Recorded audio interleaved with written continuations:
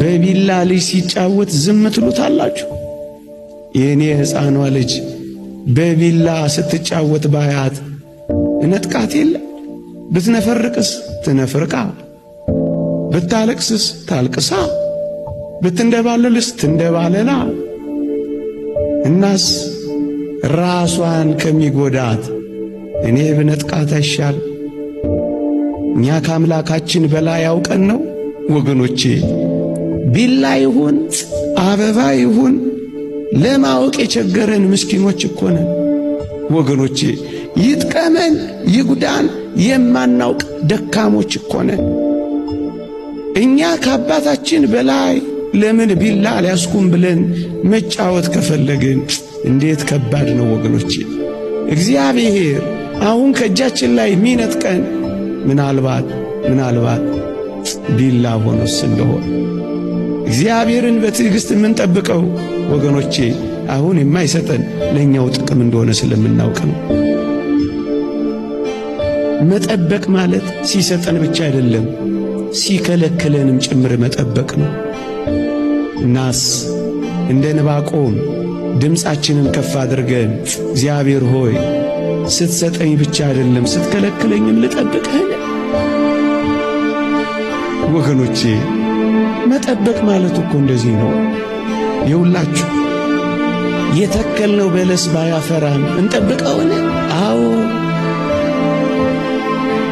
የዘራነው የወይን ሐረግ ፍሬ ቢጎለውም እንጠብቀውን? አዎ እንጠብቀዋለን ወገኖቼ። ከብቶች ከጋጥ ውስጥ ቢጠፉ፣ በጎች ከበረት ቢታጡ፣ ምንም ነገር ባይኖረንም እንጠብቀውን? አዎ መጠበቅ ማለት እሱ ነው። እንደ ዕንባቆም በመጠበቂያዬ ላይ እጠብቅሃለሁ ማለት እኮ ይሄ ነው ወገኖቼ። ምንም ነገር ባይሆን እንኳን እግዚአብሔር ሆይ አንተን እጠብቅሃለሁ ወገኖቼ። በደብረ ታቦር ፊት ሲያበራ ብቻ አይደለም በጌቴሴማኒም ጨለማ እጠብቅሃለሁ በሉት ወገኖቼ። በደብረ ታቦር ልብስ ሲያንጸባርቅ ብቻ አይደለም በቀራንዮም እርቃንህንም ሆነህ እጠብቅሃለሁ በሉት። በደብረ ታቦር ካንተ ጋራ ካልሆንኩ ሞቼ እገኛለሁ ብቻ ብላችሁ አትቆሙ። ቀያፋም ግቢ አላውቅህም ብላችሁ እንዳትክዱት እባካችሁ። ቀያፋም ግቢ ቢሆን ጠብቁት። በደብረ ታቦር ደስታ ብቻ አይደለም በጎልጎታ ለቅሶም ላይ ጠብቁት። በኢየሩሳሌም ባለው ውበት ላይ ብቻ አይደለም ደም ግባት አልባ በሆነም ጊዜ ጠብቁት። መጠበቅ ማለት ይሄ ነው። ማን ነው ከኔና ከናንተ ጌታ በቀር እሞታለሁ እያለ ሰው የሰበሰበ እዚህ ምድር ላይ አለ? መከራ እቀበላለሁ እያለ ተከታይ ያበዛ አለ?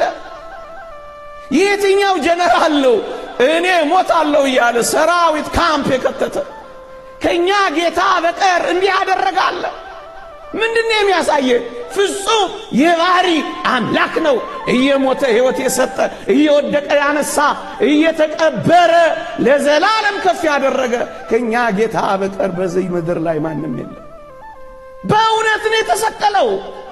ፊክሽን አይደለም የሰራው። ትርኢት ሊሰራ አይደለም የመጣው። የቀሬናውን ሰው የስምዖንን ፊት ራሱ ላይ ለጠፈና ኢየሱስ ሸወደ ይሉናል። እግዚአብሔር ይቅር ይበላቸው። የእኛን መልክ ይዞን የተዋረደው ለዚህ ማለት ምንድን ነው የመጣው? የዓለምን ታሪክ በእውነት እኮ የቀየረው እነሱ ለውርደትና ለሚዘገነን ብለው ያዘጋጁት የእሱ የመስቀል ታሪክ ነው። ዘማውያን ንጹሐን ሆኑ። እነ ማርያም ግብፃዊትን ተመልከቱ። ዮርዳኖስ በረሃ ወደቁ። 40 ዓመት ሙሉ ዮርዳኖስ በረሃ ወደቁ። ከዳተኞቹ ሃይማኖተኞች ሆኑ። በየብስና በባህር ይቀራደዱ የነበሩት እነ ሙሴ ጸልይ እንዴት እንደሆኑ ይዋቸው። በርበራውያን ሲመጡት ስጠብቀው የነበረው ቀን እንሆ ደረሰ ብለው ተሰውለት። ይሄው እናንተ እንኳን ማንን ፈልጋችሁ ተሰበሰባችሁ? ጌጥ ነው። ጌጥማ ከዚህ በላይ ዛለላችሁ። ድምፅ ነው። ከዚህ የበለጠ ድምፃውያን ጨሰ፣ አዋራው ጨሰ የሚሉበት ቦታ አሉላችሁ። ከዳተኞቹን ሃይማኖተኞች፣ አመንዝሮቹ ንጹሖች ኃጢአተኞቹን ንጹሐን አድርጎ ቀየራቸው። የሚያሳፍር ያሉትን የሚያስከብር አድርጎ ለወጠባቸው። እንዲጠላ ያሉትን እንዲወደድ አድርጎ ለወጠው። ይሄ ብቻ አይደለም፣ በማንኛውም የሞት አይነት ላይ ስልጣን እንዳላሳያቸው። እነሱ መስቀልን የመጨረሻው ሞት አድርገው ነበር የመረጡት። ከዚህ ሞት ማን ማምለጥ ይችላል ብለው ነበር ያሰቡት። ግን እሱ ባወቀ ምንድን ነበር ያደረገው? በማንኛውም የሞት አይነት ላይ ስልጣን እንዳለው ሊያሳያቸው ሞቱን እሱ አይደለም የመረጠው፣ ለነሱ ምርጫ ነው የሰጣቸው። እሱ አስቦበት በዚህ ግደሉ የሚላቸው ኖሮ በመረጠው ሞት ሞታ አሁን ተነሳ ቢለን ምን ይደንቃል ሊሉን ነበረ። አስበውበት 2 ቀን መክረው በሶስተኛው ቀን ወስነው ያጸደቁት ለምን ይመስላችኋል? ምንም ጥርጥር እንዳይገባቸው በሞቱ ምክንያት ሰበብና ምክንያት እንዳያገኙ። በማንኛውም የሞት አይነት ላይ ስልጣን እንዳለው ያሳየን ጌታችን እኮ ነው። ከኛ ጌታ ከመድኃኔዓለም በቀር እንዲህ ያደረገ ማን አለ?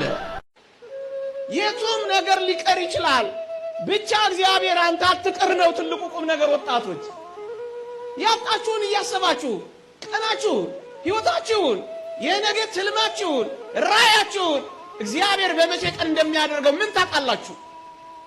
ዛሬ ካልሆነ ብላችሁ ተበሳጭታችሁ ጀርባችሁ ለቤተ ክርስቲያን ለምን ትሰጣላችሁ?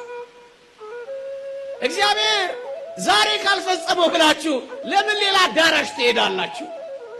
እግዚአብሔር በቀጠረው ቀን ሊያደርገው ስላለው ነገር እናንተ እየወተወታችሁ ያለ እግዚአብሔር ቀኑን ለማሳጠር ለምን ጠንቋይ ቤት ትሄዳላችሁ? ለምን መተተኞች ትሆናላችሁ? ለምን ሲኒ ታስገለብጣላችሁ? ለምን ምቀኛ ትሆናላችሁ? ለምን ሌሎችን ሀብት ትሰልባላችሁ? እግዚአብሔር በቀጠረው ቀን ሲያደርገው ለመቀበል ተዘጋጁ። ሕይወታችሁ የትላንታችሁን እያሰባችሁ ዛሬያችሁን አታበላሹ። ወጣቶች ነጥብ ላይ መጣላችሁ፣ እጮኛ ላይ ይሳካላችሁ፣ ስራ ላይ ሆንላችሁ ይችላል። ዛሬ ግን ሌላ ቀን፣ ዛሬ ማለዳ እግዚአብሔር አዲስ ነው። ነገ ምን እንደሚያመጣ ስለማታውቅ ዛሬህን ለምን ታጨልመዋለህ? ወጣቶች ብዙ ወጣቶች ቀናቶቹን እያሰቡ ነው የሚጨልሙት። ወገኖቼ ከውጭ አይደለም ደስታችን፣ ከምናገኘው ከምናጣው ነገር አይደለም ሕይወታችን። እንዳትረሱ እግዚአብሔር ነው የኔና የእናንተ አለኝታችን። ከውጭ የምትጠብቁ ከሆነ አንድም ቀንም በደስታ ሳትኖሩ ታበቃላችሁ። በመነጫነጭ፣ በቅሬታ፣ በተቃውሞ ነው የምታሳልፉት። ወጣቶች ሆይ እግዚአብሔር ካለበት ተቀበሉት። የእግዚአብሔር እጆች ካለበት ውደዱት። እግዚአብሔር ካለበት አፍቅሩት። ምንም ነገር ይሆናል፣ ብቻ እግዚአብሔር ይኑርበት።